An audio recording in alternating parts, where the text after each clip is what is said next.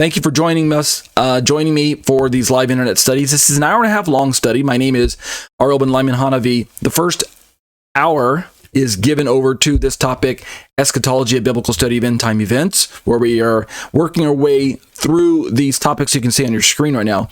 So we are looking at all of these topics as they are pointing us towards the book of Revelation, and we've already worked our way through different topics related to the background of understanding prophecy, books of Daniel, some other Old Testament key prophets.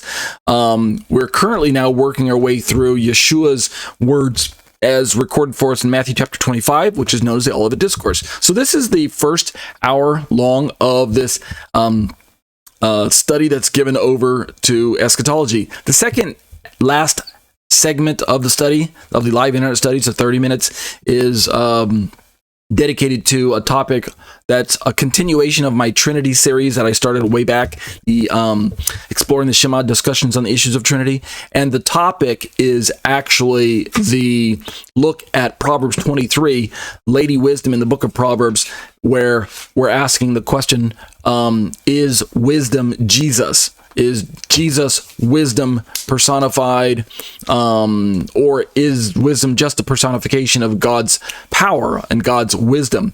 And how far do we go with that personification metaphor, if indeed it's only personification? So remember, biblicalunitarian.com is representative of a biblical Unitarian denominational non-Trinitarian perspective that Jesus is a creature in the sense that he's a human, and so he's simply a mere human, the way all of us are humans, and therefore he's not God eternal. He's not the second person of the Trinity, and so wisdom in the book of Proverbs is not Jesus. So if you're interested in those topics, join us for the second half, or just stay tuned for the entire show. All right, let's jump into eschatology. Remember, we're in topic 9, Yeshua's Olivet Discourse, part 2, and we've worked our way through looking at the words of Yeshua left for us in the books of Matthew chapter 24, Mark chapter 13, and Luke chapter 21. But we're in this topic now where we're talking about the timing of his second coming and the events that are going to lead up to it, as well as the state of affairs on planet Earth just before his second coming. And when we look at what was recorded for us in Matthew, we have Matthew 24's discourse, but we also went backwards in Matthew, like you can see on your screen right now, to Matthew 13, and we notice that there's this parable about the weeds that Yeshua gave us, a parable that explains that Yeshua is going to come back and separate the peoples one from another, and there will be this separation in the weeds parable from the weeds, the wheat and the tares, right? The good seed that was sown and the bad seed that was sown by the adversary, which both grew up into plants that needed to be separated and harvested or dealt with. Well, when we turn directly into Matthew 24, we're right near the verse section that starts at a verse 36. So let me read that for you one more time, just 36 down to 41. And then remember, we're borrowing Pastor David Guzik's notes, who is a Christian pastor. Let me just show you. Well, you can't see. You can kind of see the commentary that I'm going to be using tonight. You can find this commentary online at enduringword.com. Enduring Word, all one word. The link is in the description below the video in case you'd like to follow along in its commentary. We're going to look at his notes because we're focusing on this question about when Jesus says that there will be two men in the field, one will be taken and the other left. Who's the taken and who's the left? Who are the taken? Those who are taken to be with Jesus in rapture and deliverance, and those who are left are those who are left behind in judgment, like the popular Tim LaHaye Taken book series, Left Behind book series. Is that who's taken? Are the taken the righteous and the left behind, are they the wicked? Or is it the swap? Is it the other way around? I've heard many pastors say that the taken is actually those who are taken in judgment, and those who are left behind are those who are left to inherit the kingdom, the righteous. So it's one or the other, right? There's clearly a separation. So David Guzik's going to give us those notes when the time comes. Well, what I'm going to do is I'm going to borrow quickly, when we get to that part, I've got some notes from Tim Hague right here. that talk about this same part of Matthew 40 and 41 specifically. And then I've got the notes from, sorry, I didn't mean to go there. I've got the notes from a pastor by the name of Thomas Ice, who also looks at this part of that chapter in Matthew, who is taken and who is left. And then ultimately, we're going to work our way. You saw the screenshot a moment ago. Ultimately, we'll kind of finish out this section with two parts. The last part of looking at Matthew chapter 24's Olivet Discourse, we'll look at this commentary that I found in a blog about the Feast of Trumpets and its Christian significance, meaning near the end of the time when Yeshua's going to return soon, there are these signs that are given, or these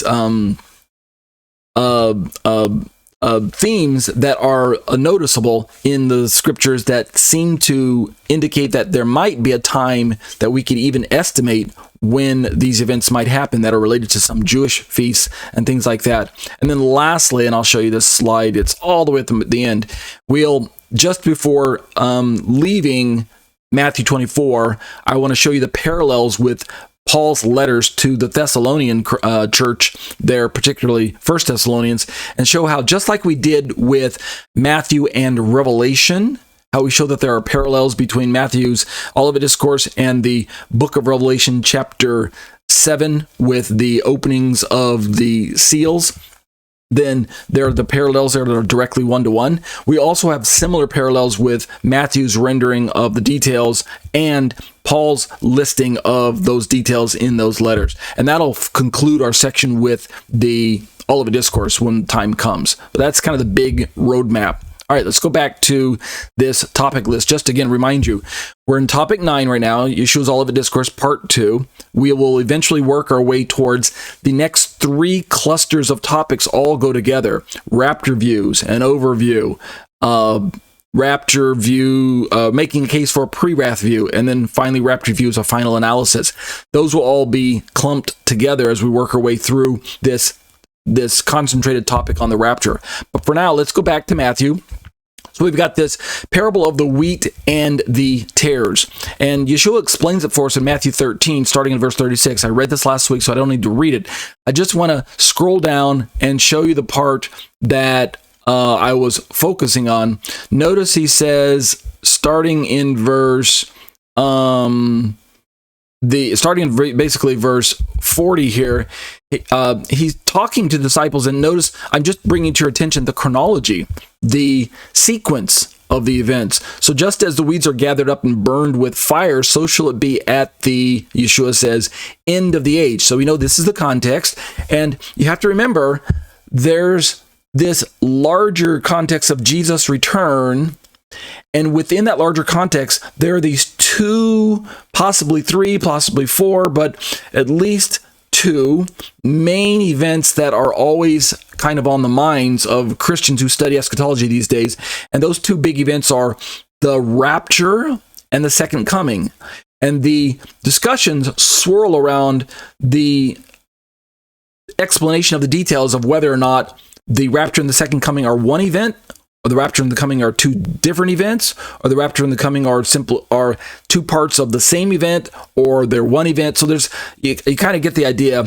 But when Yeshua says the end of the age, it's clearly kind of the larger view. In other words, it doesn't matter whether you're talking about a separated event known as a rapture, and then 7 years later there's a second coming, or if you're talking about like a post-tribulational scenario model where basically the rapture and the second coming are almost the same event, where we go up and then we immediately come back down with Jesus in second coming, to where there's almost no time frame between the 2. So either way, both of those events, both of those aspects of Jesus' second coming occur at what we call the end of the age. So Yeshua continues in verse 41, the Son of Man will send forth his angels, and they will, watch this, gather out of his kingdom all stumbling blocks. So in Matthew's rendering of Yeshua talking about us being gathered, or let me go back and just show you, earlier up in the verse of Matthew 24, starting about verse 31, right here, Yeshua says, and he will send forth his angels, speaking of Yeshua, with a great trumpet blast, and they will do what? They will gather together his elect from the four winds, from one end of the sky to the other.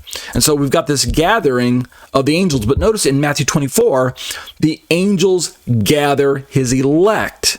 But earlier in Matthew 13, starting in verse 41, the Son of Man will send forth his angels, and they will gather out of his kingdom all stumbling blocks and those who commit lawlessness. So I think what we need to be careful when we're reading through these passages and we're having this debate on, is this rapture or is this second coming?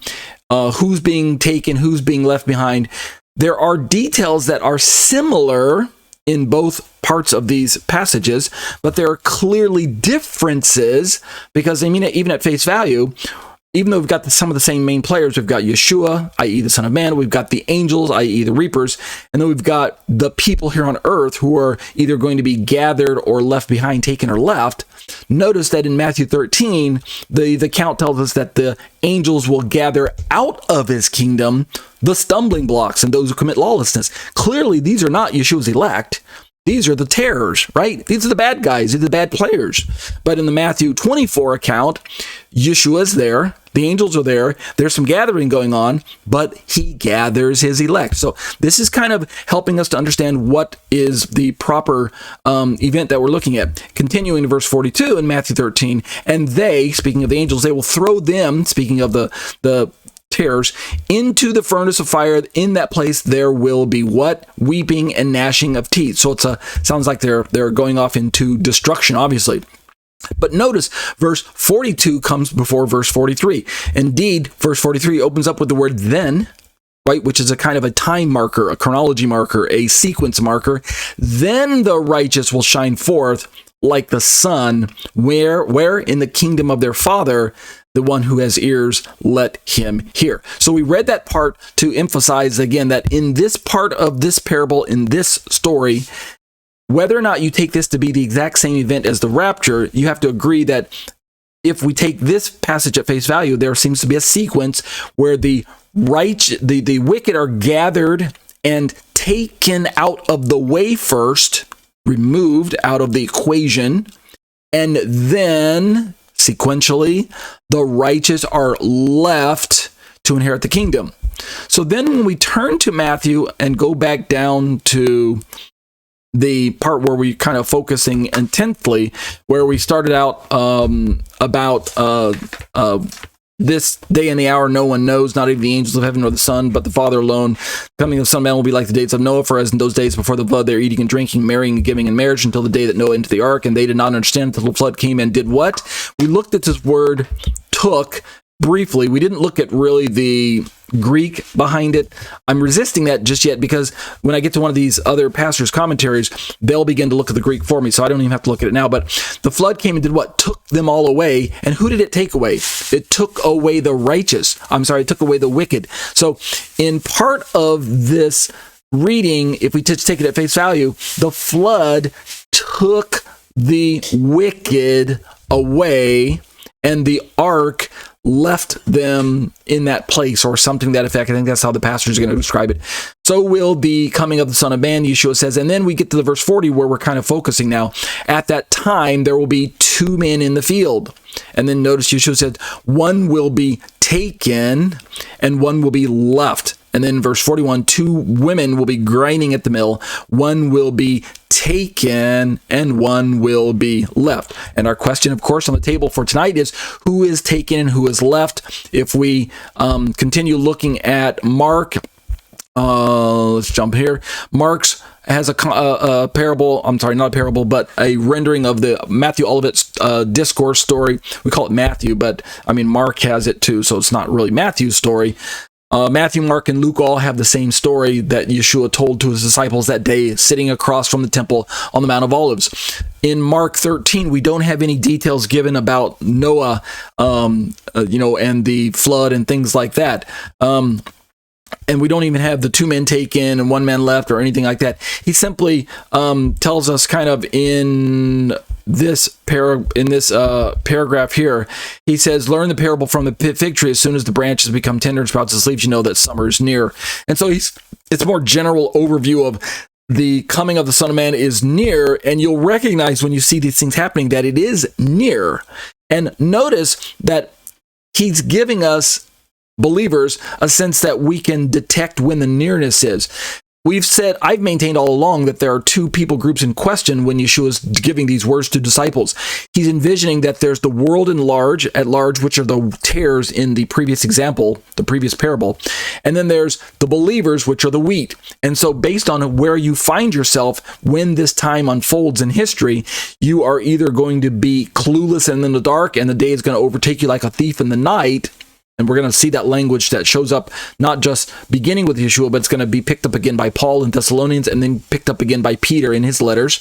This thief in the night analogy is Yeshua saying that my second coming will be unexpected, but largely to those who are of the world, because they have no sense of urgency or immediacy or even imminency, if you want to use that word, which I don't completely agree with, but either way, they're not looking for Jesus to return. They don't care. So they're in the dark, and they are the ones who are going to experience the thief in the night kind of aspect of Yeshua's second coming. But when referring to believers and Jesus' own disciples, of which we now are part of that crowd, that group, we are the ones who Jesus specifically isolates us and lets us know. So you too, when you see these things happening, verse 29 of Mark 13 here, recognize that he's near, right at the door. So we are not in the dark. Paul picks up on that aspect that I'm describing when he gets to Thessalonians. He says, so you brothers are not in the dark. I'm paraphrasing. You're not in the dark. You're children of the light, so that the day will not overtake you like a thief. So that's basically what Mark 13 gives us. But we don't have any other details other than verse 32, the conclusion. But about the day or the hour, no one knows, not even the angel of heaven nor the Son, but the Father alone. So we're talking about who's taken and who's left, but ultimately we're asking this other large question: can we know the timing of Yeshua's return? And we've still got this question looming over our head that, well, on the one hand, if no one knows the day or the hour, is it this imminent return that could happen in any moment? I don't believe that's what not knowing the day or the hour is kind of hinting at. I think that not knowing the day or the hour is actually telling us just that there is the exact time when Yeshua comes that we won't know, but within the season of the events happening and the nearness of his return, we will be able to detect that as believers. So don't get confused about this not knowing the day, the hour, as if it means that he could return before I even finish this. Oops, sorry, couldn't finish my sentence because Jesus came back and raptured me away. I'm not following that particular line of theology. I think that there is no such thing as imminency in the sense that he could return at any moment, up until all of the pre-prophesied expected events that have been already foretold, but that must happen. Once those all take place, and once the sequence leads up to a point and chronology leads up to a point, then there will be a point when Yeshua's return is imminent. But for now, we've still got a little bit of time. Does that mean we've got time to dilly-dally and to lollygag and to just fool around and not be about our Father's business? Absolutely not. Nope, that's not what's going on. So let's turn to Luke real quick and kind of pick up and finish answering this theme of who's left, who will be taken, who will be left behind.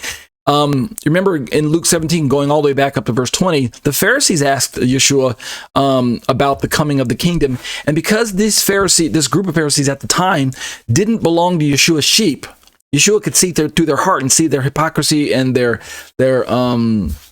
self-righteousness and their blindness and their rejection of him. So he spoke to them in riddles. He left them in the dark on purpose because they, like the world at large, are not going to be watching for really any signs. So they're not really interested in the kingdom in the righteousness sense of the way Yeshua would describe it. They're just interested in their own self-achievements. And so he says, the kingdom of God is not coming with signs that can be observed in verse 20, which almost sounds contradictory to everything he just said in Matthew 24 about look at all these signs, telling your disciples when you see all these things going to happen that know then that everything's near. You've got all these parables about the fig tree. You've got Noah's day. You've got all these signs that are going to lead. You've got the abomination of desolation that's going to happen. You've got the man of lawlessness that's going to appear on the scene. You've got all these earthquakes and rumors of wars and all the what we call the beginnings of birth pangs and all this stuff. And when he sees Jerusalem's surrounded by her armies, you've got all these things that are going to indicate that the kingdom of God is near. And yet when the Pharisees ask him, he says, the kingdom of God is not coming with signs that can be observed, nor will they say, look, here is it, or there it is, for behold, the kingdom of God is in your midst. Is this contradictory to the fact that he does give us signs? No, it's not contradictory. Know who his audience is. He's speaking to unbelieving Pharisees. They weren't really interested in bringing in the kingdom of God per se. They were always just out to trap him. So he's not going to tell the secrets of the kingdom to them. He's going to leave them in the dark. And so he's going to speak in riddles. And the riddle is that, yes, the kingdom of God is within us. Right? With the coming of the Messiah on the scene, the manifestation of the kingdom of God has arrived. It's the whole now and not yet principle aspect of prophetic telescoping in prophecy, where you've got prophecies that foretell of the coming of the kingdom of God in the midst of the people. And then when Yeshua came, it came in fullness and in power, but it was internal. It was invisible. It was in your midst. It was in Jesus. It was in those who believed in Jesus. That's why I said it's in your midst. The kingdom of God is in you. Yeshua tells us in other places. So on the one hand, it is internal.